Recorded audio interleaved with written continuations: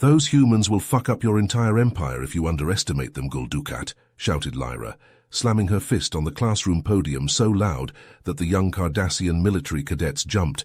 "You want war with humans? Well, good luck." The cadets stared at her, their grey-scaled faces wide-eyed. They'd never seen their usually composed history professor so animated. Lyra paced at the front of the dimly lit room. "Let me tell you a story, cadets. The story of how the mighty Cardassian Empire first encountered the humans, and how we learned the hard way not to underestimate them." She brought up a hologram of the galaxy. Hundreds of star systems glowed Cardassian red, many seized from conquered species. This was our empire at its height, ruled by our ambitious High Council and led by Gul Dukat himself. We were unstoppable, or so we thought. Lyra pointed to a small blue dot on the edge of Cardassian space. Earth. One day our probes found a primitive planet called Earth, home to a species called humans. Dukat saw an easy conquest. He sent 100 of our best warships to subjugate them. The cadets grinned smugly at humanity's naivete. As our fleet approached Earth, Lyra continued gravely, a single small human ship left orbit. It broadcast a warning, "Leave or be destroyed." Dukat laughed. Then he ordered the human ship annihilated. She paused, letting tension build. The cadets leaned forward in their seats. But when our plasma cannons fired, the human ship dodged easily. Then it struck back with missiles that tore through our shields like paper.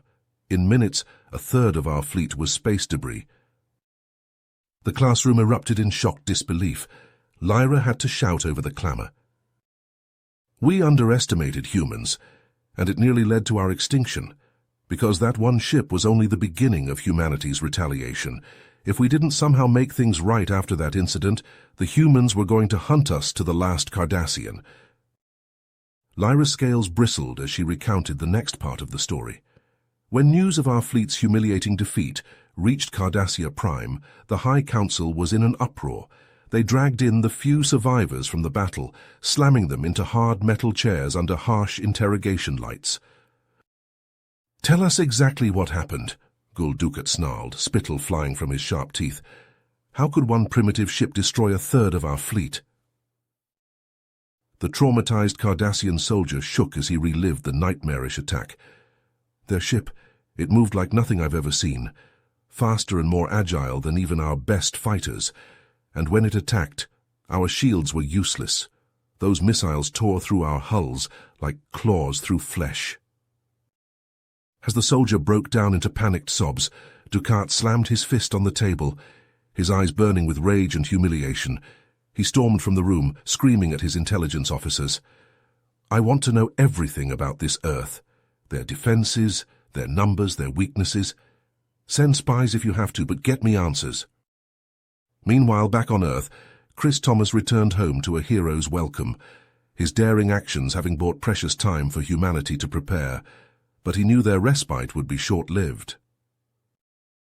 The Earth Defense Force surged into action, gathering brave men and women from every corner of the globe to stand against the alien threat. Training bases sprang up overnight as recruits worked tirelessly to master advanced weaponry and space combat tactics. Among the sea of determined faces was a young man with a familiar glint of brilliance in his eyes. Chris's brother Michael, an engineering prodigy. The antimatter missiles that had torn through the Cardassian fleet were his design. Now he poured himself into improving Earth's defenses, racing against the clock. But even as humanity united against the looming invasion, whispers of Cardassian spies spread like wildfire through the EDF ranks. Vital information started to leak, and Dukat's web of infiltration grew ever tighter around Earth. Lyra leaned forward, meeting each cadet's eyes with a piercing gaze. This was our fatal error, underestimating human tenacity, ingenuity, and above all, their unbreakable spirit in the face of annihilation. And it nearly spelled our doom. She took a deep breath before continuing. Gul Dukat, fueled by wounded pride and an obsessive need for vengeance, amassed a fleet of over 500 Cardassian warships. He was confident that this overwhelming show of force would bring Earth to its knees. The cadets murmured, some nodding in approval at the mighty Cardassian fleet. But as our ships entered Earth's orbit, expecting to rain fire upon the helpless planet below, we were met by a sight that chilled even the most battle-hardened among us. Lyra's voice dropped to a whisper, forcing the cadets to lean in. Their wall of EDF ships, stretching as far as the eye could see, and each one was armed with the same devastating antimatter missiles that had torn through our fleet before. She paused, letting the image sink in. We learned later that Michael Thomas, the engineering prodigy who designed those missiles, had worked tirelessly with EDF scientists to reverse engineer and mass-produce them. And now they were turned against us. Lyra's voice grew louder, more urgent.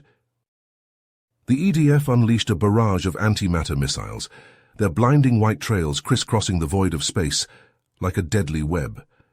Our ships, still reeling from the shock of the humans' preparedness, were caught completely off guard. She slammed her fist on the podium, making the cadets jump once more. In mere moments, dozens of our mighty warships were reduced to drifting husks, their once proud hulls shattered and leaking atmosphere. We suffered heavy losses in that initial engagement, and it was a blow from which we would never fully recover. Lyra began to pace again, her boots echoing on the classroom floor. But the battle was far from over. Even as we struggled to regroup in orbit, EDF ground forces were engaging our invasion troops on the planet's surface. She brought up a hologram of Earth, zooming in on the sprawling cities that had become battlefields. These human soldiers were unlike anything we had ever faced. They were equipped with advanced exoskeletons that enhanced their strength and speed, and they wielded energy weapons that could melt through our armor like butter. The cadets shifted uneasily, the illusion of Cardassian superiority crumbling before their eyes. But it was their training that truly set them apart. These EDF troops had been drilled in urban warfare tactics, and they used the tight city streets and towering skyscrapers to their advantage, setting up ambushes and sniper nests that decimated our forces. Lyra's voice grew somber. And then there was Chris Thomas, the hero of the first encounter, now a high-ranking EDF commander. He led a daring mission to infiltrate Gul Dukat's flagship, a task that many thought impossible. She closed her eyes as if reliving the moment. But against all odds, Chris and his team succeeded. They captured Gul Dukat and brought him before the EDF leadership to negotiate a surrender. The cadets held their breath, waiting for the outcome. But Gul Dukat, ever the proud and stubborn leader, refused to yield. He declared that the Cardassians would never submit to the humans, that we would fight to the last soldier. Lyra's voice wavered, heavy with emotion. And then, in a shocking turn of events, Gul Dukat activated a hidden self-destruct mechanism in his armor. The explosion killed him instantly, along with several EDF officers who had been present for the negotiations. A hush fell over the classroom as the cadets processed this revelation. With Gul Dukat's death, the Cardassian fleet fell into disarray. Leaderless and demoralized, they began to retreat, leaving Earth's orbit in a desperate bid to salvage what remained of our once mighty armada. Lyra paused, her gaze distant as if seeing the faces of the fallen EDF officers. But even as the Cardassian fleet retreated and EDF ships gave chase to mop up the remnants, Lyra's voice dropped to a haunted whisper. We thought we had won, but it was all a ruse. The cadets leaned forward, hanging on every word as the classroom darkened and a hologram of Earth's moon flickered to life. As our ships pursued the fleeing Cardassians, a second hidden fleet emerged from behind the moon's dark side. They must have been waiting there for days, powered down to avoid detection. Lyra's hands clenched into fists, and they had a nasty surprise waiting for us. New weapons designed specifically to counter our antimatter missiles and exosuits, some kind of phased polaron beams that sliced through our shields like a scalpel. The cadets watched in horror as the hologram showed EDF ships desperately trying to evade the onslaught, their hulls shredding apart under the relentless assault. Alarms blared, and red emergency lights flashed in the EDF command center as reports of devastating losses flooded in. "Fall back!" Admiral Hackett barked into the comms, his face grim. "All ships, fall back to Earth orbit. We can't win this." As the battered EDF fleet limped back to Earth, Cardassian dropships screamed through the atmosphere, disgorging heavily armed shock troopers into major cities. The night sky lit up with the flashes of brutal urban combat as EDF soldiers and human resistance fighters struggled to hold them back. In his lab, Michael Thomas worked feverishly, his face pale and his eyes bloodshot. Come on," he muttered, his fingers flying over the keyboard. "This has to work. It's our only chance." On the front lines, Chris Thomas led his strike team through the rubble-strewn streets, dodging disruptor fire and shattered glass. "Keep moving," he shouted, ducking as a plasma grenade detonated nearby. "We're almost to the command center." They fought their way into the heart of the Cardassian headquarters, leaving a trail of fallen enemies in their wake. Chris pulled a small, innocuous-looking device from his pack, the nano-swarm his brother had created. He slammed it into the central computer core and punched in the activation code. For a moment nothing happened.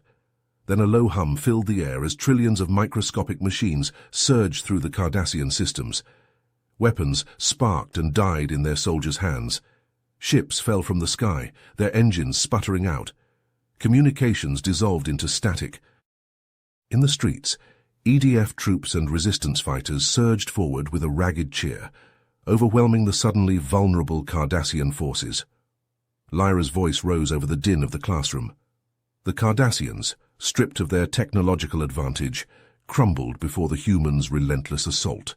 They surrendered en masse as their fleet, now little more than a collection of drifting hulks, fled back to Cardassian space in disarray.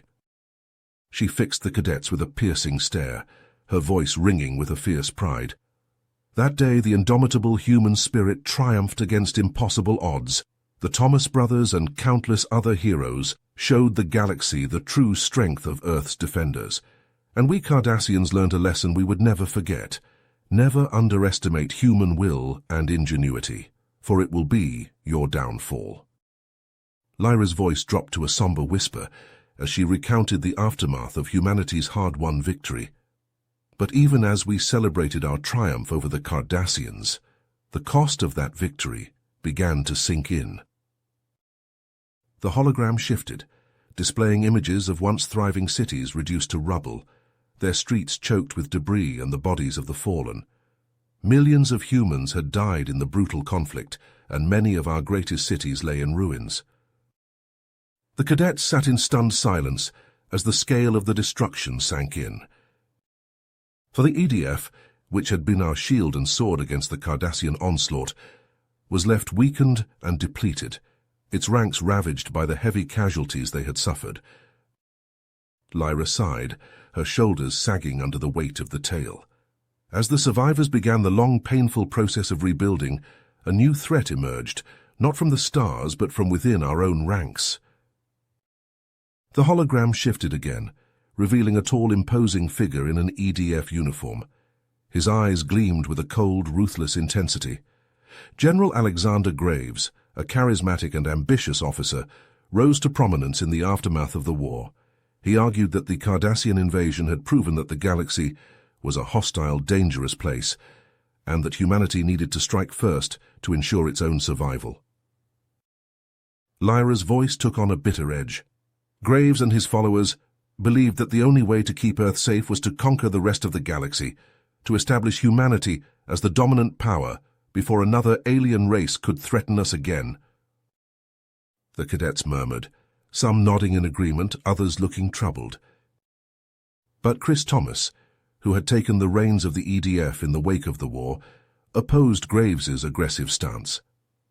The hologram showed Chris, his face lined with grief and weariness, standing before a crowd of EDF soldiers and civilians.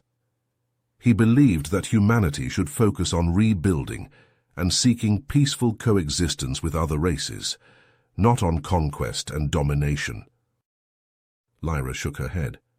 The debate divided the EDF and the people of Earth, Many, still reeling from the horrors of the Cardassian invasion, were swayed by Graves's rhetoric, believing that a preemptive strike was the only way to ensure our survival.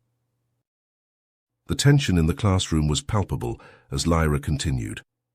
In a shocking turn of events, Graves and his followers staged a coup, seizing control of the EDF's remaining ships and weapons.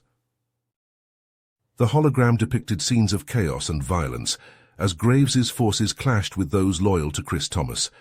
Chris and his soldiers fought bravely to stop the coup, but they were outmatched and outgunned. Lyra's voice quavered with emotion.